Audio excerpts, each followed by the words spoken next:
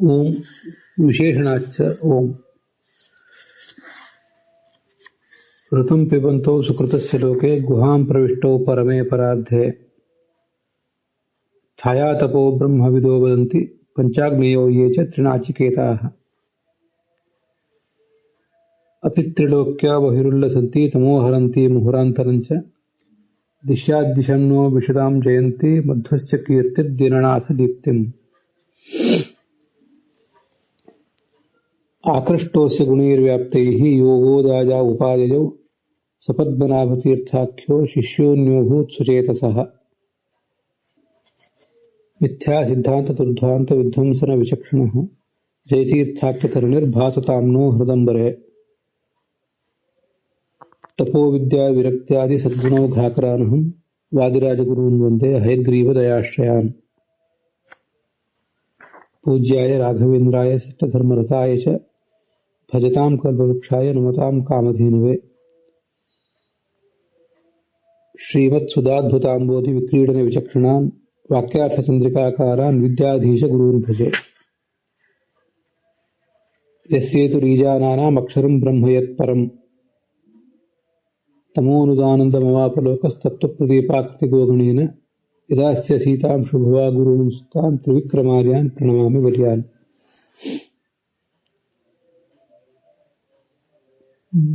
ಪುಷ್ಯಮಾಸದ ಕೃಷ್ಣ ಪಕ್ಷದ ತ್ರಯೋದಶಿ ದಿನ ಇವತ್ತು. ವಿದ್ಯಾಧೀಶ ತೀರ್ಥರ ಪೂರ್ವಾರಾಧನ. ಅವರ ವೃಂದಾವನದ ಸ್ಥಳ ಇರುವಂತಹ ಬೃಂದಾವನ ಇರುವಂತಹ ಪರಿಸರದಲ್ಲಿ ನಾವಿದ್ದೇವೆ. ಈ ವಿಶೇಷಣಾಚ್ಚ ಅನ್ನುವ 12ನೇ ಸೂತ್ರ ಏನಿದೆ, 1ನೇ ಅಧ್ಯಾಯದ 2ನೇ ಪಾದದ 12ನೇ ಸೂತ್ರ, ಅದರ ತತ್ವಪ್ರದೀಪ ನಾವಿದು ನೋಡಬೇಕು. ಅದರ ಮುಂದಿನ ಭಾಗವನ್ನು ನೋಡಬೇಕು. ಏತು ಅತ್ರ ಜೀವಪರಯೋ ಸಮನ್ವಯಂ ಬ್ರುವತೆ ತನ್ನೇತ್ಯಾಹ. ಕೆಲವರು ಜೀವ ಮತ್ತು ಪರಮಾತ್ಮರಲ್ಲಿ ಇದಕ್ಕೆ ಸಮನ್ವಯವನ್ನು ಹೇಳಲಿಕ್ಕೆ ಪ್ರಯತ್ನ ಪಡ್ತಾರೆ. ಅದನ್ನ ಹಿಂದೆ ತತ್ವಪ್ರಕಾಶಕ ನೋಡಿದ್ದೇವೆ. ಅದನ್ನೇ ಈಗ ನಾವು ತತ್ವಪ್ರದೀಪದಲ್ಲಿ ನೋಡುವರಿದ್ದೇವೆ. ಬ್ರುವತೆ ತನ್ನೇತ್ಯಾಹ. ಯಾವ್ದಾದ್ರು ಪುಸ್ತಕದಲ್ಲಿ ತೇನ್ನೇತ್ಯಾಹ ಅಂತ ತೇ ಅಂತ ದೀರ್ಘ ಇದ್ರೆ, ತೇ ಅಂತಿದ್ರೆ ಅದನ್ನು ತಿದ್ದುಕೊಂಡು ತನ್ನೇತ್ಯಾಹ ಅದು ಸರಿಯಲ್ಲ ಅಂತ ಅದರ ಅರ್ಥ. ಹಾಗೆ ತಿದ್ಕೋಬೇಕಷ್ಟೆ. ಅದನ್ನೇ ಆಚಾರ್ಯರು ನಚ ಜೀವೇ ಸಮನ್ವಯ ಅಭಿಧೀಯತೆ, ಜೀವನಲ್ಲಿ ಸಮನ್ವಯ ಆಗೋದಿಲ್ಲ ಅಂತ ತೋರಿಸಿಕೊಟ್ಟಿದ್ದಾರೆ. ಜೀವನಲ್ಲಿ ಇಲ್ಲಿ ಸಮನ್ವಯ ಮಾಡ್ತಾ ಇಲ್ಲ, ಭಗವಂತನನ್ನೇ ಸಮನ್ವಯ ಮಾಡಿ ತೋರಿಸ್ತಾ ಇರೋದು. ತದೇವ ಬ್ರಹ್ಮ ಸಮನ್ವಯಾತ್ ಅವಗಮ್ಯತೆ ಇತಿ ಪ್ರತಿಜ್ಞಾತತ್ವಾತ್. ಅಥಾತೋ ಬ್ರಹ್ಮ ಜಿಜ್ಞಾಸ ಮತ್ತು ಜನ್ಮಾದ್ಯಸೇತಃ ತತ್ತು ಸಮನ್ವಯಾತ್ ಅಂತ ಹೀಗೆಲ್ಲ ಹೇಳೋ ಪ್ರಸಂಗದಲ್ಲಿ ಅದೇ ಬ್ರಹ್ಮ ಯಾವುದು ಜಗಜ್ಜನ್ಮಾದಿ ಕಾರಣ ಆಗಿದೆಯೋ ಅದೇ ಬ್ರಹ್ಮವನ್ನೇ ಇಲ್ಲಿ ಸಮನ್ವಯದ ಮೂಲಕ ತೋರಿಸಿಕೊಡ್ತಾ ಇದ್ದಾರೆ ಅಂತ ಬಂದಿದೆ. ಎತ್ತು ಉಕ್ತಂ ಜೀವಪರ ಪಕ್ಷೆ ಛತ್ರಿನ್ಯಾಯನ ಉಪಪತ್ತಿ ರೀತಿ ಅಂತ ಈಗ ಮುಂದಿನ ಭಾಗ ನಾವು ಈಗ ನೋಡಬೇಕು. ಹೀಗೆ ಬ್ರಹ್ಮನಲ್ಲಿ ಸಮನ್ವಯ ಮಾಡುವುದೇ ಶಬ್ದಗಳನ್ನು ಸಮನ್ವಯ ಮಾಡಿ ತೋರಿಸುವುದೇ ಶಾಸ್ತ್ರದ ಉದ್ದೇಶ ಹೊರತು ಜೀವನಲ್ಲಿ ಶಬ್ದಗಳನ್ನು ಸಮನ್ವಯ ಮಾಡಿ ತೋರಿಸುವುದು ಅದರ ಉದ್ದೇಶ ಅಲ್ಲ. ಈ ಹಿಂದೆ ಅದ್ವೈತದ ಒಂದು ಅಭಿಪ್ರಾಯವನ್ನು ನಾವು ಕೇಳಿದ್ವಿ. ಅದೇನಂತ, ಅದ್ವೈತಿಗಳು ತಮ್ಮ ಪೂರ್ವ ಪಕ್ಷವನ್ನು ಖಂಡನೆ ಮಾಡಿ ತಮ್ಮ ಸಿದ್ಧಾಂತ ಮಂಡಿಸಿದ್ದಾರೆ. ಜೀವ ಮತ್ತು ಪರಮಾತ್ಮರೇ ಇಲ್ಲಿ ವಾಚ್ಯರು ಅಂತ. ಮತ್ತೆ ಹಾಗಾದ್ರೆ ಭೋಕ್ತೃತ್ವ ಇರುವುದು ಜೀವನಲ್ಲಿ, ಪರಮಾತ್ಮನಲ್ಲಿಲ್ಲ. ಅದು ಇಬ್ಬರನ್ನು ಕುರಿತು ಹೇಳ್ತಾರೆ ಹೇಗೆ? ಭೋಕ್ತೃತ್ವ ಭಗವಂತನಲ್ಲಿ ಇಲ್ಲ ಅಂದ ಮೇಲೆ ಇಬ್ಬರನ್ನು ದ್ವಿವಚನದಿಂದ ಹೇಳಿ ಋತಂ ಪಿಬಂತವು ಅಂತ ಹೇಗೆ ಹೇಳ್ತಾರೆ ಅಂತ ಪ್ರಶ್ನೆ ಬಂದ್ರೆ ಅದಕ್ಕೆ ಛತ್ರಿ ನ್ಯಾಯೇನ ಉಪಪತ್ತಿ ಅಂತ ಹೇಳಿದ್ದಾರೆ.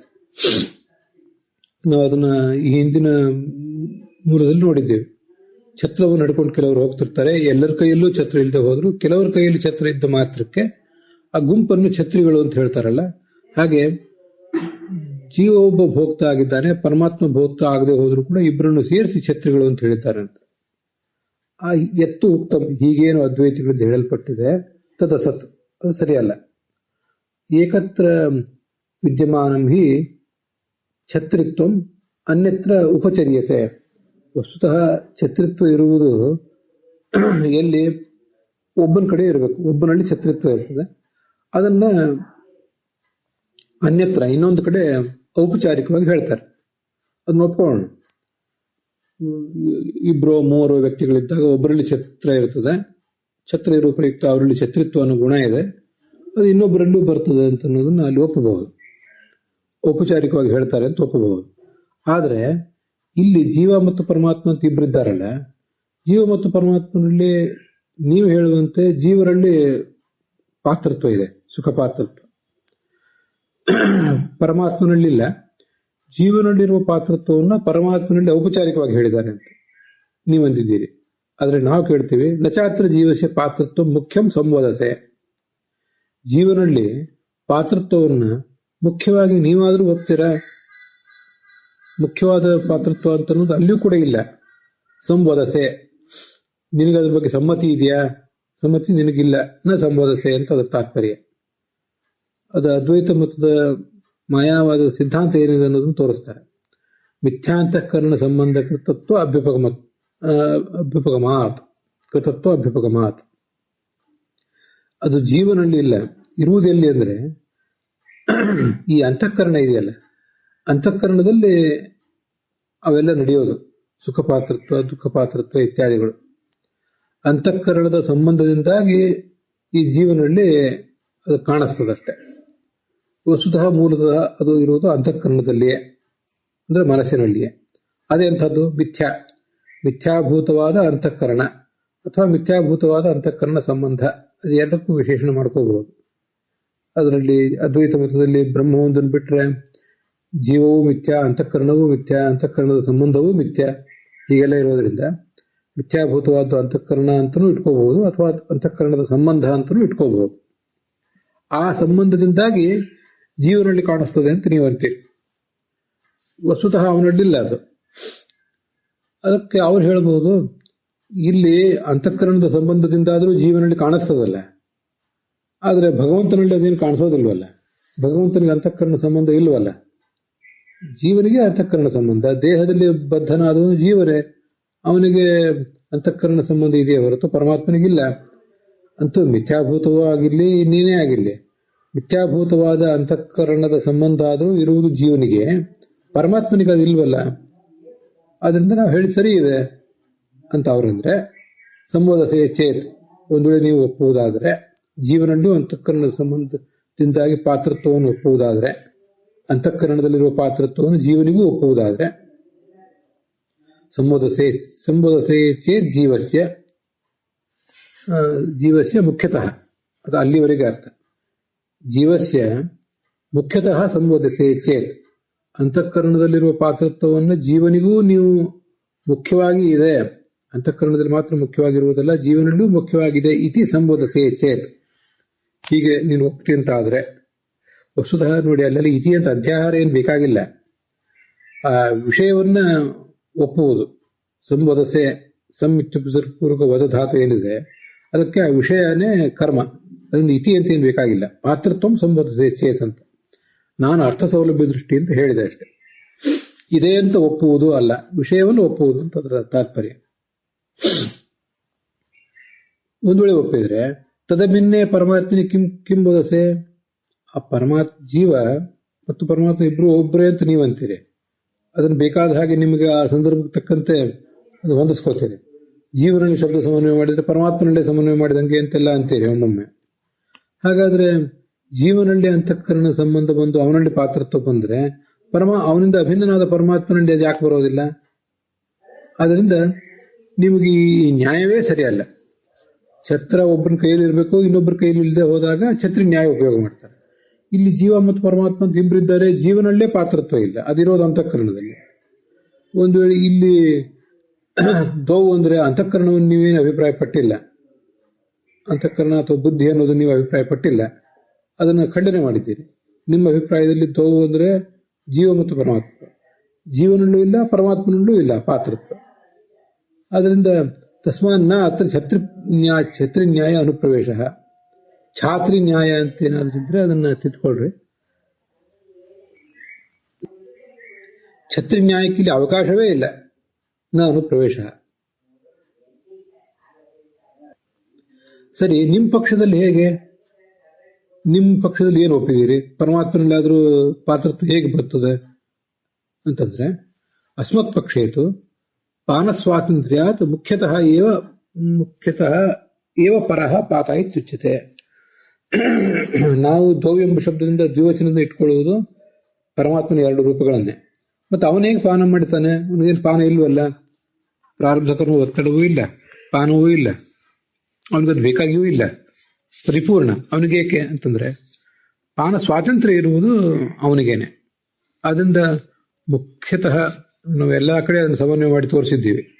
ದುಃಖಿಯಾದವನು, ದುಃಖಕ್ಕೆ ಸ್ವಾಮಿಯಾದವನು, ಸುಖಕ್ಕೆ ಸ್ವಾಮಿಯಾದವನು, ಬಂಧನಕ್ಕೆ ಸ್ವಾಮಿಯಾದವನು, ಹೀಗೆ ಎಲ್ಲಾ ಶಬ್ದಗಳಿಂದಲೂ ಮುಖ್ಯವಾಗಿ ವಾಚ್ಯ ಅವನು. ಯಾಕಂದ್ರೆ ಎಲ್ಲ ಕಡೆನೂ ಸ್ವಾತಂತ್ರ್ಯ ಇರುವುದು ಅವನಿಗೆ. ಇನ್ಯಾರಾದ್ರೂ ಏನಾದ್ರೂ ಮಾಡುವಾಗ ಅವರಿಗೆ ಅದನ್ನು ಮಾಡಿಸ್ಲಿಕ್ಕೆ, ಕೊಡ್ಲಿಕ್ಕೆ ಸ್ವಾತಂತ್ರ್ಯ ಇರುವುದು ಇವನಿಗೆ. ಹೀಗೆ ಪಾನ ಸ್ವಾತಂತ್ರ್ಯ ಇರುವುದು, ಪಾನ ಸ್ವಾತಂತ್ರ್ಯ ಮುಖ್ಯತಃ ಮುಖ್ಯ ವೃತ್ತಿಯಿಂದಲೇ ಪರಹ ಪರಮಾತ್ಮನು ಪಾತ ಇತ್ಯುಚ್ಯತೆ. ಅದರಿಂದ ನಮ್ಮ ಸಿದ್ಧಾಂತದಲ್ಲಿ ಏನು ದೋಷ ಇಲ್ಲ.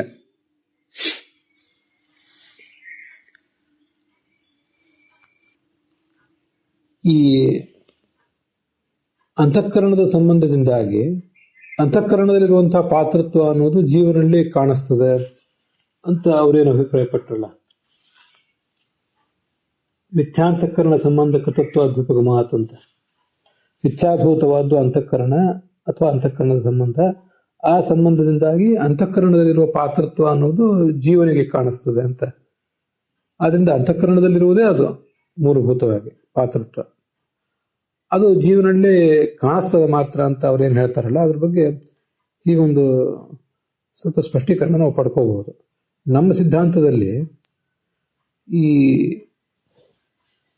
ಪಾತ ಅಂದ್ರೆ ಪಾತ, ಹಾಗೆ ಕರ್ತ, ಭೋಕ್ತ, ಇವೆಲ್ಲವೂ ಕೂಡ ಜೀವನೇ. ಪರಮಾತ್ಮ ಅದಕ್ಕೆ ಮುಖ್ಯವಾಗಿ ಅವನಿಗೆ ಪ್ರೇರಣೆ ಕೊಡ್ತಾನೆ, ಅದು ವಿಷಯ ಬೇರೆ. ಪಾತ ಭೋಕ್ತ ಅಥವಾ ಸುಖ ಭೋಕ್ತ ಅಂದ್ರೆ ಸುಖವನ್ನು ಅನುಭವಿಸುವನು. ಅದಕ್ಕೆಲ್ಲದಕ್ಕೂ ಕೂಡ ಆ ಅಭಿಮಾನದ ಮೂಲಕವಾಗಿ ಅದಕ್ಕೆ ಯಜಮಾನನಾದವನು ಯಾರು? ಜೀವನೇ, ಒಳಗಿರುವ ಜೀವನೇ. ಆದ್ರೆ ಈ ಹಿಂದೆ ಅನೇಕ ಸರಿ ನಾನು ಉದಾಹರಣೆ ಕೊಟ್ಟಿದ್ದೆ. ಆ ಜೀವನಿಗೆ ಈಗ ಮನಸ್ಸನ್ನು ಬಿಟ್ಟು ಕೆಲಸ ಮಾಡ್ಲಿಕ್ಕೆ ಆಗೋದಿಲ್ಲ. ಈ ಕನಸು ಬಿದ್ದಾಗ ಮನಸ್ಸಿನ ಮೂಲಕ ಕನಸನ್ನು ಕಾಣ್ತಾನೆ. ನಿದ್ರೆ ಮಾಡುವಾಗ ಮನಸ್ಸಿನ ಸಂಪರ್ಕವನ್ನು ಕಟ್ಕೊಂಡು ಜೀವ ತಾನೊಬ್ಬನೇ ಆಗಿರ್ತಾನೆ. ಅದೊಂದು ಸಂದರ್ಭ ಬಿಟ್ರೆ ಉಳಿದ ಎಲ್ಲಾ ಸಂದರ್ಭದಲ್ಲೂ ಕೂಡ ಮನಸ್ಸಿನ ತೀವ್ರವಾದ ಪೂರ್ಣವಾದ ಅವಲಂಬನೆ ಅವನಿಗಿರ್ತದೆ. ಒಬ್ಬ ಆಪರೇಟರ್ಗೆ ಈ ಕಂಪ್ಯೂಟರಿನ ಅವಲಂಬನೆ ಇತ್ತಂತೆ. ಕಂಪ್ಯೂಟರ್ ಇಲ್ಲದೆ ಹೋದ್ರೆ ಅವನಿಗೇನು ಕೆಲಸ ಮಾಡ್ಲಿಕ್ಕೆ ಆಗೋದಿಲ್ಲ. ಕಂಪ್ಯೂಟರ್ ಇಲ್ಲದೆ ಹೋದ್ರೆ ಅವ್ನು ಮಲ್ಕೋಬಹುದು, ಆ ಥರದ್ದು ಸ್ವಲ್ಪ ಇನ್ನೊಂದು ಕೆಲವು ಸೀಮಿತ ಕೆಲಸಗಳನ್ನು ಮಾಡಬಹುದು. ಉಳಿದೆಲ್ಲ ಕೆಲಸಗಳನ್ನು ಕೂಡ ಕಂಪ್ಯೂಟರ್ನ ಅವಲಂಬನೆಯಿಂದಲೇ ಮಾಡಬೇಕು. ಮತ್ತೆ ಆ ಕಂಪ್ಯೂಟರ್ ಅವನಿಗೆ ಅಷ್ಟೆಲ್ಲ ಸಹಾಯ ಹೇಗೆ ಮಾಡ್ತದೆ ಅಂದ್ರೆ, ಕಂಪ್ಯೂಟರ್ ಅನ್ನೋದೊಂದು ಜಡ, ಇವನು ಚೇತನ ಜೀವ. ಜಡವಾದ ಕಂಪ್ಯೂಟರ್ ಇವನಿಗೆ ಎಷ್ಟು ಸಹಾಯ ಮಾಡ್ತದೆ ಅಂತಂದ್ರೆ, ಕಂಪ್ಯೂಟರಿಗೆ ಆ ಒಂದು ಚೈತನ್ಯವನ್ನು ಕೊಟ್ಟವನು ಇವನೇ, ಕಂಪ್ಯೂಟರ್ ತಯಾರು ಮಾಡಿದವನು ಇವನು ಅಂದ್ರೆ ಇಂಥವನೇ ಇನ್ನೊಬ್ಬ ಚೇತನ. ಅದಕ್ಕೆ ಕೃತಕ ಬುದ್ಧಿಮತ್ತ, ಆರ್ಟಿಫಿಷಿಯಲ್ ಇಂಟೆಲಿಜೆನ್ಸ್ ಸ್ವಲ್ಪ ಮಟ್ಟಿಗಾದ್ರು ಇವತ್ತಿನ ಕಾಲದಲ್ಲಿ ನಾವು AI ಅಂತ ಏನು ಹೇಳ್ತೇವೆ, ಅಷ್ಟಲ್ಲದೆ ಹೋದ್ರೂ ಕೂಡ ಒಂದು ಸಾಮಾನ್ಯವಾದ ಕಂಪ್ಯೂಟರ್ನಲ್ಲೂ ಕೂಡ ಕೆಲಸ ಮಾಡ್ಲಿಕ್ಕೆ ಬೇಕಾದ ಒಂದು ಬುದ್ಧಿಮತ್ತ ಅದರಲ್ಲಿ ತುರುಕಿದವನು ಇಂಥ ಒಬ್ಬ ಮನುಷ್ಯನೇ. ಮತ್ತೆ ಅದರಲ್ಲಿ ತನಗೆ ಬೇಕಾದಂತಹ ತನ್ನ ವೃತ್ತಿಗೆ ಬೇಕಾದಂತಹ ದತ್ತಾಂಶಗಳನ್ನ ತುಂಬಿದವನು ಕೂಡ ಈ ಮನುಷ್ಯನೇ. ಆದ್ರಿಂದ ಅವನಿಗೆ ದಿನನಿತ್ಯದ ಲೆಕ್ಕಾಚಾರಗಳು, ಕೂಡಿಸು, ಕಳೆ, ಗುಣಿಸು, ಭಾಗಿಸು ಮೊದಲಾದ ಲೆಕ್ಕಾಚಾರಗಳು, ಮತ್ತೆ ತನ್ನ ದೈನಂದಿನ ವ್ಯವಹಾರ, ಉದ್ಯೋಗ ಎಲ್ಲನೂ ಮಾಡ್ಲಿಕ್ಕೂ ಕೂಡ ಆ ಕಂಪ್ಯೂಟರ್ ಬೇಕಾಗ್ತದೆ. ಇವನು ಚೇತನ, ಅದು ಜಡ ಹೌದು. ಆದ್ರೆ ಇವನ ಸಂಬಂಧದಿಂದಾಗಿ ಅದರಲ್ಲಿ ಚೈತನ್ಯ ಬಂತು. ಚೈತನ್ಯ ಅಂದ್ರೆ ಜೀವ ಬರಲಿಲ್ಲ, ಆದ್ರೆ ಒಂದಿಷ್ಟು ಶಕ್ತಿ ಬಂತು ಅಂತ ಇದನ್ನು ಗಮನಿಸ್ಬೇಕು. ಜೀವತ್ವ ಇರೋದು ಜೀವನಲ್ಲೇ. ಅದು ಕಂಪ್ಯೂಟರ್ ಯಾರು ಬದುಕಿದೆ ಅಂತ ಅನ್ನೋದಿಲ್ಲ. ಬದುಕಿರುವ ಎಲ್ಲಾ ಲಕ್ಷಣಗಳು ಕೂಡ ಅವನಿಗೆ. ಆದ್ರೆ ಅವನ ಸಂಬಂಧದಿಂದ ಇದು ಕೆಲಸ ಮಾಡ್ತಿರ್ತದೆ. ಇದನ್ನು ಬಿಟ್ಟು ಅವನಿಗೆ ಕೆಲಸ ಮಾಡ್ಲಿಕ್ಕೆ ಆಗೋದಿಲ್ಲ. ಈ ಥರದ ಉದಾಹರಣೆ. ಅದನ್ನೇ ಅನುವ್ಯಾಖ್ಯಾನದಲ್ಲಿ ಚಿದಚಿನ್ ಮಿಷ್ಟಮೇ ವೈತಿತ ಮನೋ ಯಾವಚ್ಚ ಸಂಸ್ಕೃತಿ ಅಂತ ಹೇಳಿರೋದು. ಯಾವತ್ ಸಂಸ್ಕೃತಿ, ಸಂಸಾರ ಎಲ್ಲಿಯವರೆಗೆ ಇರ್ತದೋ ಅಂದ್ರೆ ಮುಕ್ತಿ ಸಿಗುವವರೆಗೂ ಸಂಸಾರ ಇದ್ದೇ ಇರ್ತದೆ. ಆವಾಗ ಈ ಮನಸ್ಸು ಚಿತ್ ಅಚಿತ್ ಮಿಶ್ರಂ, ಮನಸ್ಸು ಜಡ, ಮೂಲತಃ ಪಂಚಮಹಾಭೂತಗಳ ಅಂಶಗಳನ್ನು ಒಳಗೊಂಡದ್ದು. ಆದರೆ ಅದು ಅಚಿತ್ ಅಂತೂ ಹೌದೇ ಹೌದು. ಚಿತ್ ಚೈತನ್ಯದ ಸಂಬಂಧವನ್ನ ಪಡ್ಕೊಂಡಿರ್ತದೆ. ಚೈತನ್ಯ ಅಂದ್ರೆ ಅದೇ ಜೀವ, ಆ ಜೀವನ ಸಂಬಂಧದಿಂದ ಇಷ್ಟೆಲ್ಲ ಕೆಲಸಗಳನ್ನು ಮಾಡ್ತಿರ್ತದೆ. ಹೀಗೆ ನಮ್ಮ ಸಿದ್ಧಾಂತ ಇದೆ. ಅವರಲ್ಲಿ ಆ ಅಂತಃಕರಣಕ್ಕೆ, ಚೈತನ್ಯಕ್ಕೆ ಸ್ವಲ್ಪ ಹೆಚ್ಚು ಒತ್ತು ಕೊಟ್ಟಂತೆ ಕಾಣಿಸ್ತದೆ. ಪಾತೃತ್ವ, ಭೋಕ್ತೃತ್ವ ಇದೆಲ್ಲವೂ ನಡೆಯೋದು ಅಲ್ಲೇ ನಡೆಯೋದು ಅಂತ ನಾವು ಹೇಳ್ತೀವಿ. ಪಾತೃತ್ವ, ಭೋಕ್ತೃತ್ವ ಅಂತೂ ಚೇತನನ ಧರ್ಮ. ಇವೆಲ್ಲ ಚೇತನನ ಧರ್ಮ ಆದ್ರಿಂದ ಚೇತನದ ನಡಿಬೇಕು ಅಂತ ನಾವು ಹೇಳಿದ್ರೆ, ಅದೆಲ್ಲ ಮನಸ್ಸಿದ್ರೆ ಮಾತ್ರ ನಡೀಲಿಕ್ಕೆ ಸಾಧ್ಯ. ಮೂಲತಃ ಜೀವ ಅದನ್ನೆಲ್ಲ ಹೊಂದುವವನೇ ಅಲ್ಲ.